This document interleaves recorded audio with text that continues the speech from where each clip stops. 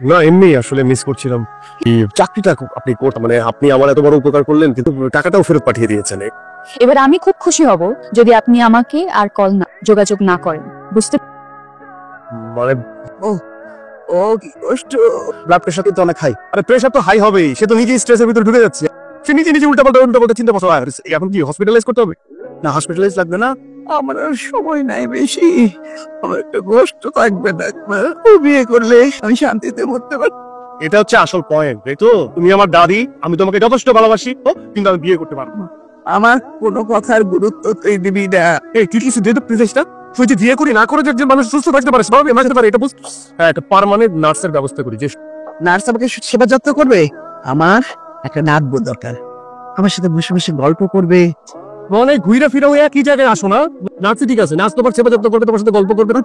আমার হঠাৎ করে বুকে আবার তুই কি সত্যি সত্যি এটা বলতেছো না অভিনয় করতেছো? আচ্ছা ঠিক আছে, বাদ দাও তো, বাদ দাও, এগুলো ভালো লাগতেছে না। আমি বিয়ে করবো। তুই বিয়ে করবি কাই? মানে মাথা একদম কাজ করতেছে না, দাদি জ্বালায় মারা ফেলতেছে। নাহিদের কথা শুনে তো সিরিয়াসই মনে হয় না। মানে আমার বিয়ের পিছনে এমন ভাবে লাগছে, এখন করে একটু বুদ্ধি দে তো। তুমি না বিয়েটা করেই ফেলো, একটু ভাব। বউ ভাড়া করবা? আমার একটা দুষ্টু বন্ধু আছে, টাকার বিনিময়। তোর কথা না আমি বুঝি নাই। ট্রোলার টাইপের মেয়ে, এসে বাসার মধ্যে একদম ছাড়খার হয়ে যাবে সবকিছু, তখন তুমি ডিভোর্সের অ্যাক্টিং করো। তুই মানুষটা ছোট, তোর মাথা আরো ছোট। যে এত সুন্দর একটা বুদ্ধি হইতে পারে। বইয়ের অভিনয় করতে হলে আমাকে চরিত্রের মধ্যে ঢুকতে হবে। অভিনয় হচ্ছে একটা শিল্প। এই বইয়ের সত্তাটা আমি যখন নিজের মধ্যে জাগাতে পারবো, তখনই কিন্তু এটা আমার বহি প্রকাশ পাবে। নিজের চোখের পানি দিয়ে আমাকে কাঁদতে হবে। আপনাকে জানিয়ে দেওয়া হবে। সবকিছু ঠিক আছে, কিন্তু আমি কিন্তু বাসায় শাড়ি আর থ্রি পিস পরতে পারবো না। নোট রাখো, দাঁড়িয়ে চিপস বাসায় শর্ট স্কার্ট অথবা জিন্স পরবো। জিন্স ঠিক। ও হ্যাঁ, দেখতে পাচ্ছি একটা কিছু লাগে না এতে। তুই নোট এই যে বইয়ের মতো ঘোমটা দিয়ে আমি থাকতে পারবো। কে মানে কে আমি? আমার একটা দেখার বিষয় আছে। হ্যান্ডসাম, অবশ্যই হ্যান্ডসাম। কে? অসম্ভব, আপনি তো একটা জঙ্গল। দাড়ি টাড়ি আমার, আমি একটু ক্লিন কথাই। বেশি লাগছে, কন্ট্রোল করতে পারতেছি না। আমি নাকি জঙ্গল?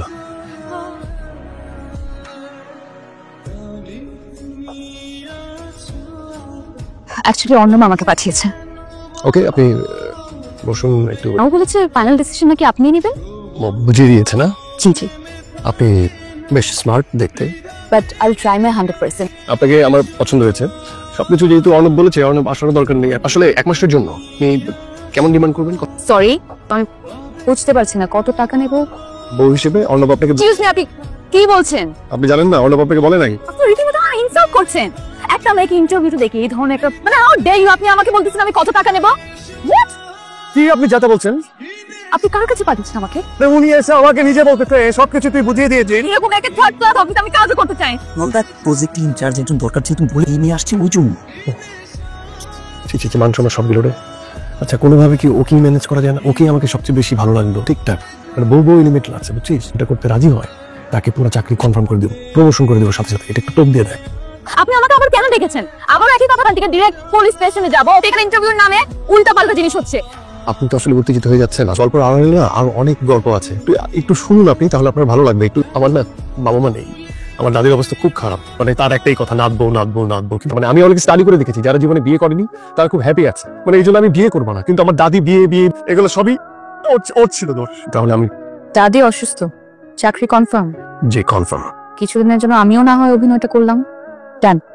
যেটা বললাম আর কি, বিয়েটা করে ফেলেছি। আমার নাতবো কই? মানে কাউকে জানাইতে পারি নাই, মানে কালকে নিয়ে আসি। কাল সকালে তোর প্রথম কাজ হচ্ছে।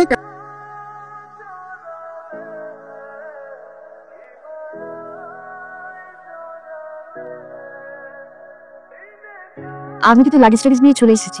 শাড়িতে খুব সুন্দর লাগছে, বেশ লাগছে। তাহলে চলেন, ভিতরে চলেন। আপনি কিন্তু আমাকে এখন আপনি করে বলছেন। আপনি ধারকে যাবো? ও ভাবে ধরা খাওয়া যাবে না, প্রয়োজন বোধে আমি আপনাকে তুই করে বলবো। তুমি ঠিক আছে, ও তুই করে বললে তো বন্ধু বন্ধু লাগবে, তাই না? তাহলে তুমি আসো। তাহলে লাগেজটা নাও তুমি। হ্যাঁ, পুরুষ মানুষ তো, লাফিজটা তো পুরুষ মানুষ।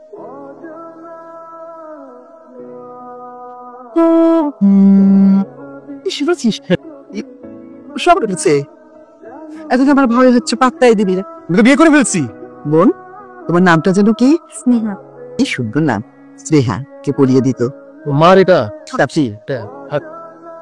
তোকে তো দিয়ে যায়নি, ওকে দিয়েছে। তুই এই পাগল নাতিটাকে তুই কি করে পছন্দ করলি? আমি যখন আমার নাত বইয়ের মুখ দেখলাম, তখন আমি নিশ্চয়ই ছেলে পিলের মুখ দেখতে পাবো, ইনশাল্লাহ। ইনশাল্লাহ ইনশাল্লাহ। নিশাদ তোর ঘরে নিয়ে যা। সে আসছে, তোমার শরীর ভালো হওয়া দরকার, তো সে এখানেই থাকবে। এখানে তাই আর বলে এখানে থাকো, আমি মন চাপে রেখে এলাম। নিচে এটা কি বলেন আপনি? ওর থেকে আসবে নাতিপুতি না কোত্থেকে ডাউনলোড হবে? একদম আমার স্পষ্ট মনে আছে, আপনি আমার দিকে তাকায়া ইনশাল্লাহ একদম টিপা টিপা বলছেন। টিপিটা আমি আপনাকে আস্তে কথা বলেন না, এটা তো শুনলে বুঝে যাবে। আর যখন আমার হাতে গহনাটা দিল তখন কি করছেন? হ্যাঁ, অনেকবার ইশারা দিছে, এটা আমার মার গয়না, আমি দেখতে চাচ্ছি। এরকম ছোট লোকই যদি আমার সাথে করেন, আমি কিন্তু এখান থেকে এক ঘুমাবো, কোনো শব্দ করবেন না। আপনি কোথায় যাচ্ছেন? বিছানাতে যাচ্ছি। দেখো তো এখানে সোফায়, আমি সোফায় ঘুমাবো। আমার বিছানায় আমি ঘুমাবো না। আমি মেয়ে মানুষ হয়ে সোফাতে ঘুমাবো আর আপনি নিজের বিছানাতে ঘুমাবো। গেলাম। না না না, থাকেন ঘুমান, লেগে এটা আপনার বিছানা। দিয়ে দিলাম, হ্যাঁ। সামনে রাখবেন।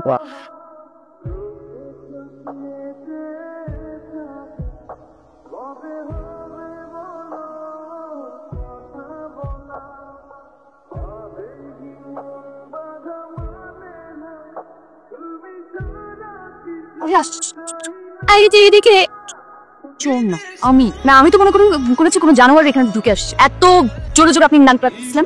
আমি ডাক দেখেছি, জি, সরি। দিন নাকটা একটু বন্ধ করবেন এখানে, যখন কোনো অনিয়ম চলবে না আমার সাথে। তাই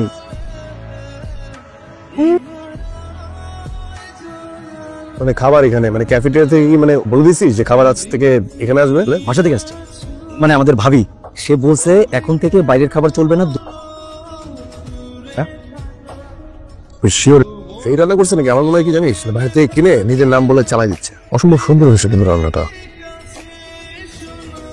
কথাগুলো বলা খুব দরকার না। যেটা করার কথা সেটা না করে বাকি সবকিছুই হচ্ছে। তো আপনার আসার পর প্রচুর ঝগড়া করতে হবে, সেই ঝগড়ার উপর ভিত্তি করে আদি বুঝবে যে আপনি ভালো না, তারপর সেটা ডিভোর্স পর্যন্ত সরাবে। আপনি বেশি বেশি করে ঝগড়া করবেন, তাদের সঙ্গে করবেন। আচ্ছা ঠিক আছে, বুঝতে পারছি। করেন কি ঝগড়া করেন? কি নিয়ে ঝগড়া করবো? যে কোনো বিষয়, যত অপ্রাসঙ্গিক বিষয় নিয়ে আপনি এই যে চুলদারি বড়, এটা নিয়ে করতে পারেন।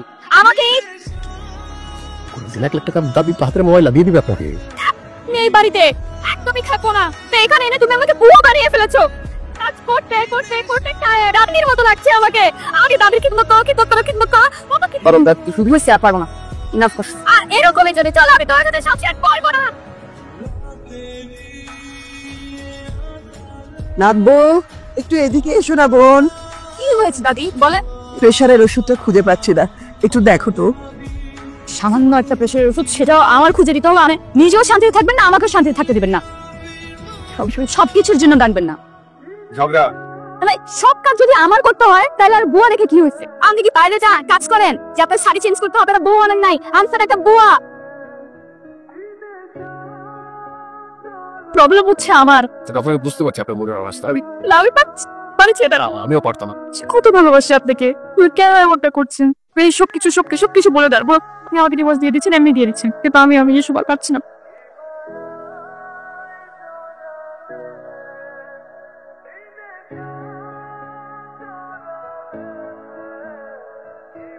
আমি তোমাদের দুজনকে ডেকেছি, ডিসিশন নিয়েছি আমি। তোরা দুজনে আমাদের গুলশানের বাসায় গিয়ে থাক, সুন্দর করে সংসার করো। সম্ভব না, অসম্ভব। যেখানে থাকবো তোমাকে নিয়ে থাকবো। ভালো থাকবি আমি বললাম। এটা ভাইয়া গেছে, এটা জোড়া লাগবে না। মেয়ে মানুষ সংসারে আসে আগুন লাগানো। এই অপমান আমি নিতে পারবো না, আপনি দেখে নিবো আমি। ঠিক আছে, সাকসেসফুলি ডান। একদম টেনশনহীন একজন মানুষ। টিফিন করে বের কর, দেখি বাসা থেকে কি কি পাঠানো হয়েছে। খাবার বের থেকে নিয়ে আছে। স্নেহা তো নাই। না, মেয়েটার হাতে রান্না ছিল ভালো, খায় আসি।